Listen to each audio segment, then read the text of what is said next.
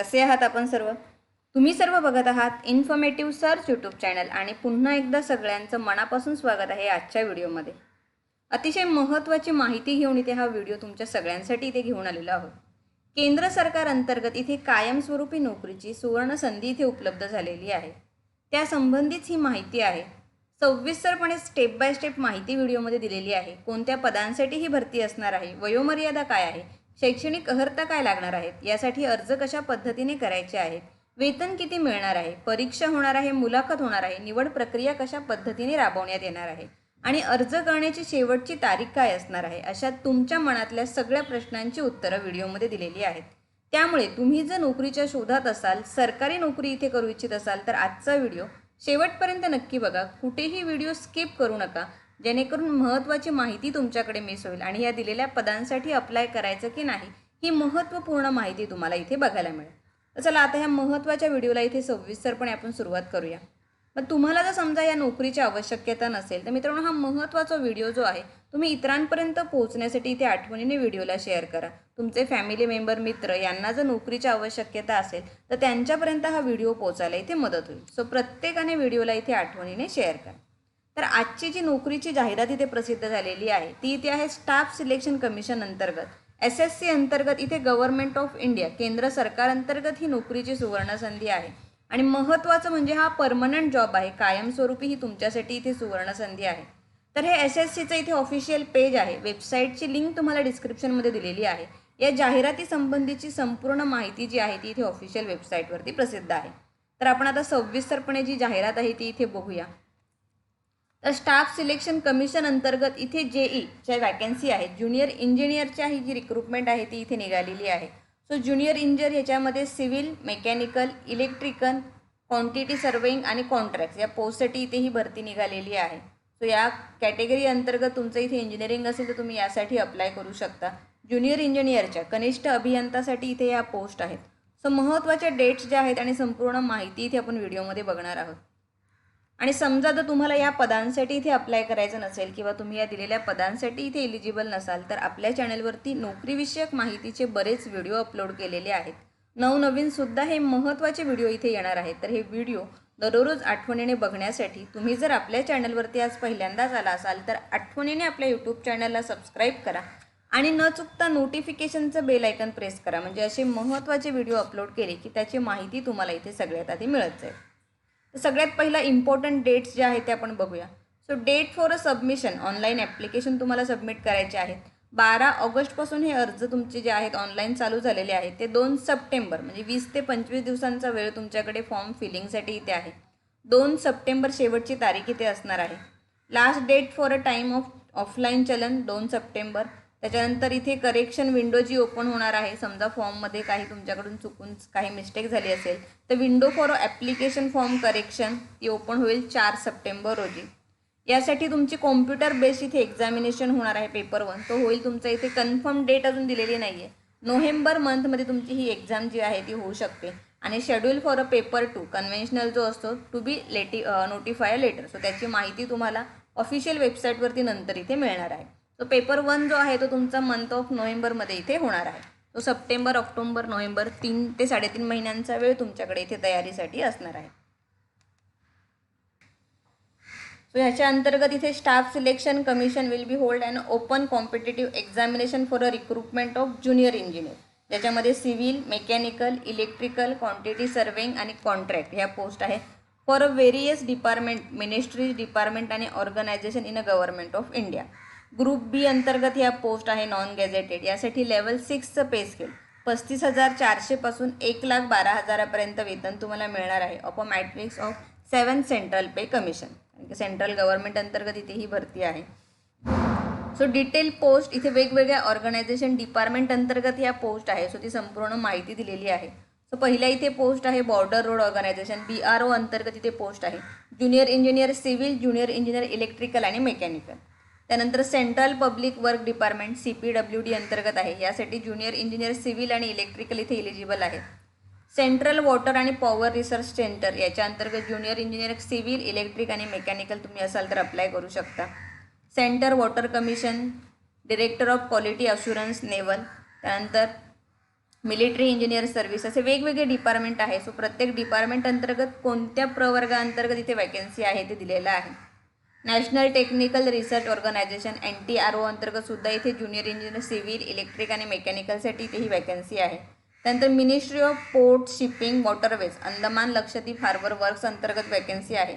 यासाठी सुद्धा junior engineer civil, electric आणि मेकॅनिकलसाठी इथे वॅकन्सी असणार आहे.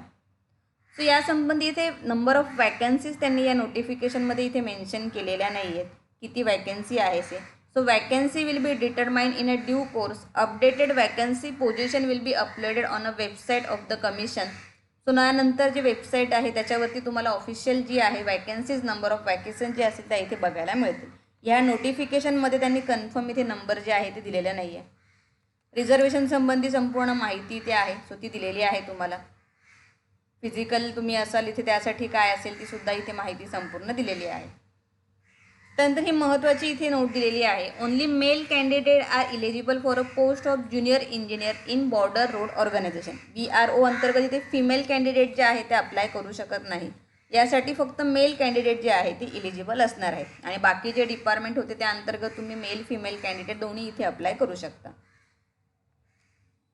एज लिमिट काय आहे बघा याच्यासाठी. एज लिमिट ॲज ऑन 1/1/2022 SSCच्या ज्या काही नोटिफिकेशन आहे त्यांचं एज लिमिट जे आहे ते 1 जानेवारी रोजीच इथे कन्सिडर केलं जातं. सो यासाठी सुद्धा इथे तुमचं जे एज असेल, वयोमर्यादा जी आहे ज्युनियर इंजिनियर या पोस्टसाठी 1 जानेवारी रोजी हे वय जे तुमचं असणं ते गरजेचं आहे. सो बॉर्डर रोड ऑर्गनायझेशन याच्या अंतर्गत जे आहे यासाठी अप टू 30 इयर हे जे दिलेलं आहे एज लिमिट हे ओपन कॅटेगरीसाठी आहे, खुल्या प्रवर्गासाठी.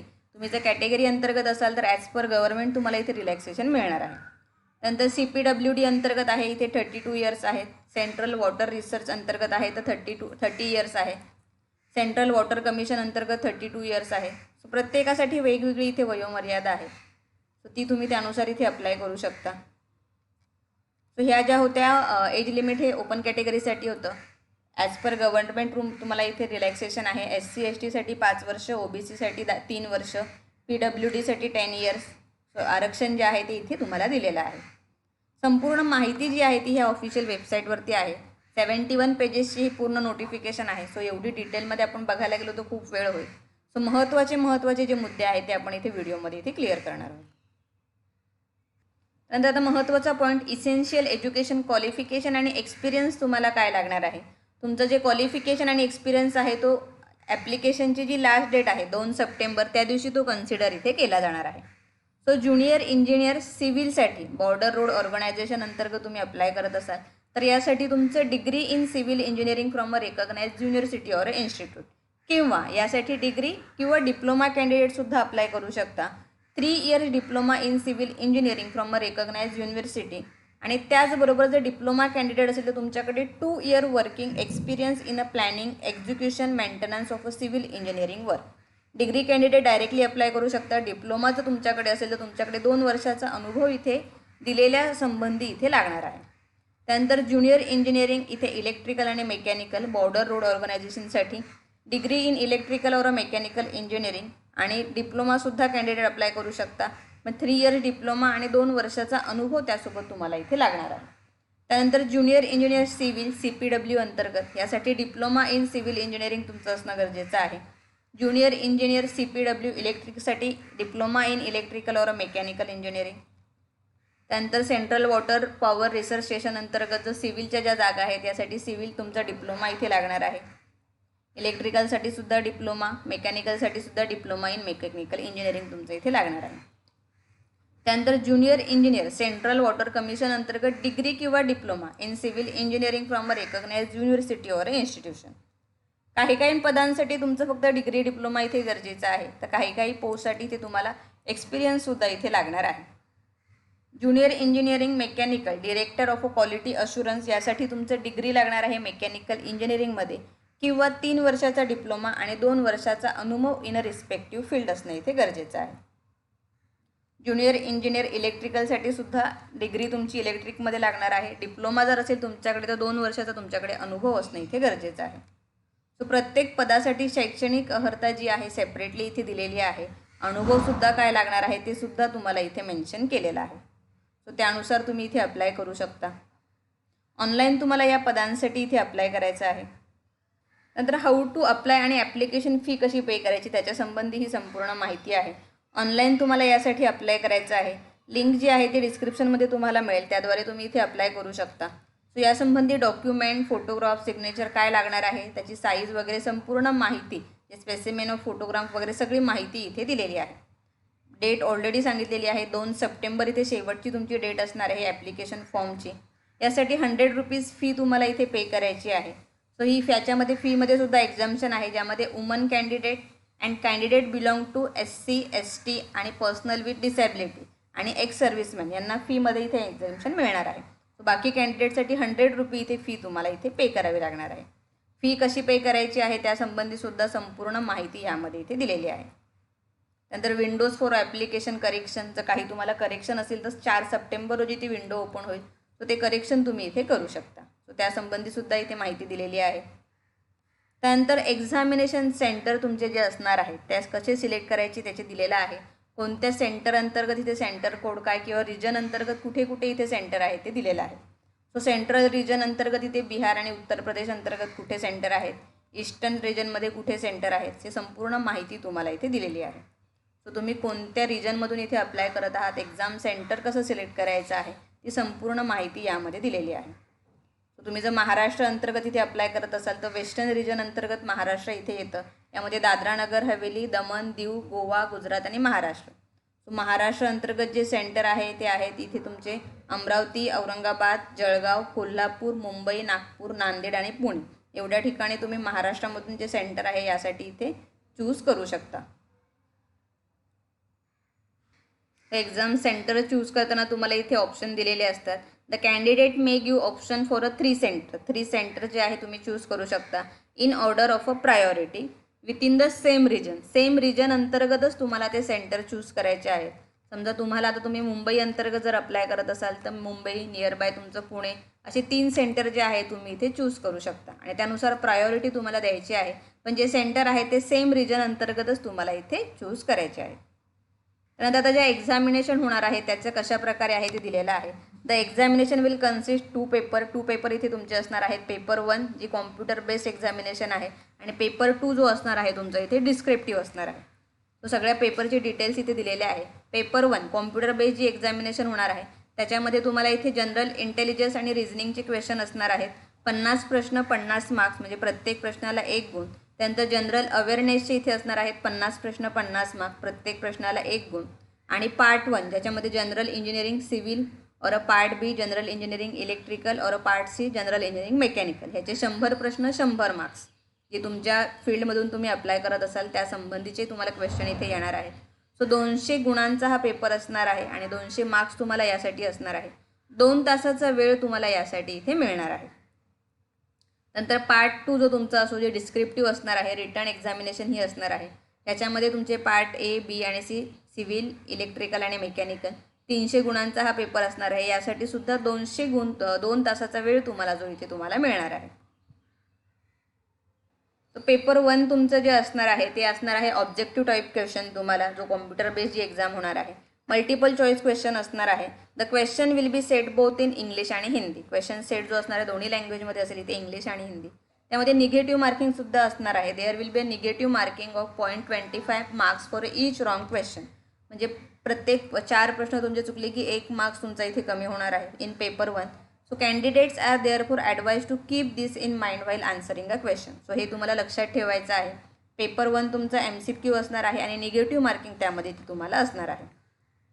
आणि candidate are allowed to bring their own slide ruler, calculator, algorithm, table for paper 2 only. There are not allowed the such aids for a paper 1. म्हणजे तुमचे इक्विपमेंट जे लागतात तुम्हाला ते पेपर 2 जो डिस्क्रिप्टिव्ह असणार आहे त्यासाठी तुम्हाला ते अलाउड आहे. पेपर 1 साठी इथे अलाउड असणार नाही. सो ही संपूर्ण माहिती यामध्ये दिलेली आहे.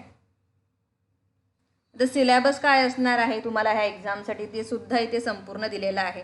जनरल इंटेलिजन्स रिझनिंगमध्ये काय काय येणार आहे त्यासंबंधी संपूर्ण माहिती इथे दिलेली आहे. Problem solving, question analysing, judgement, decision making जसे नेहमी असतात तसे जनरल अवेअरनेस संबंधी काय क्वेश्चन येणार आहे त्याचासुद्धा संपूर्ण सिलेबस इथे दिलेला आहे.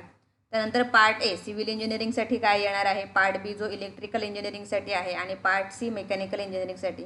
सो या संबंधीसुद्धा संपूर्ण माहिती इथे डिटेलमध्ये इथे दिलेली आहे. सो संपूर्ण सिलेबस नीट बघा आणि अभ्यासाला इथे तुम्ही तयारी करू शकता. आणि पार्ट 2 जो आहे डिस्क्रिप्टिव्ह त्यासंबंधीसुद्धा संपूर्ण माहिती इथे तुम्हाला या ॲडव्हर्टाईजमेंटमध्ये इथे दिलेली आहे. सो हे नोटिफिकेशन जे आहे ऑफिशियल वेबसाईटवरती प्रसिद्ध आहे. त्याचबरोबर आपल्या टेलिग्राम चॅनललासुद्धा अपलोड केलेली आहे. तिथूनसुद्धा तुम्ही ही डाउनलोड करून सगळ्यात आधी तुम्हाला जर अप्लाय करायचं असेल तर सगळ्यात आधी जी माहिती आहे ती नीट वाचा आणि त्यानंतरच इथे तुम्ही अप्लाय करू शकता. संपूर्ण माहिती तुम्हाला या नोटिफिकेशन संबंधी इथे व्हिडिओमध्ये दिलेली आहे. एज क्रायटेरिया काय आहे, क्वालिफिकेशन काय आहे, स्कीम ऑफ एक्झामिनेशन कशी असणार आहे. सो नक्कीच तुम्ही या सुवर्णसंधीचा इथे फायदा करून घ्या. तुम्ही यासाठी इलिजिबल असाल तर. सगळ्या पदांसाठी इथे अनुभवसुद्धा कंपल्सरी नाही आहे. त्यामुळे नक्कीच तुम्ही यासाठी इथे अप्लाय करू शकता. आणि हा महत्त्वाचा व्हिडिओ जो आहे तो इतरांपर्यंत पोहोचण्यासाठी व्हिडिओला नक्की शेअर करा. कारण की सेंट्रल गव्हर्नमेंट अंतर्गत इथे ही रिक्रुटमेंट आहे. सगळ्यांना ह्याचा फायदा इथे झाला पाहिजे. सो प्रत्येकाने व्हिडिओला इथे शेअर करा. तुम्हालासुद्धा जर अजून काही प्रश्न असतील या दिलेल्या माहिती व्यतिरिक्त इथे ऑनलाईन अप्लाय करताना जर काही अडचणी येत असतील तर तुम्ही कमेंट बॉक्समध्ये विचारू शकता. व्हिडिओ आवडला असेल तर व्हिडिओला इथे लाईक करा. चॅनलला जर अजूनही सबस्क्राईब केलं नसेल तर नक्की चॅनलला सबस्क्राईब करा. पुन्हा एकदा भेटूया अशाच एका नवीन आणि महत्त्वपूर्ण व्हिडिओसोबत. तोपर्यंत बाय मित्रांनो.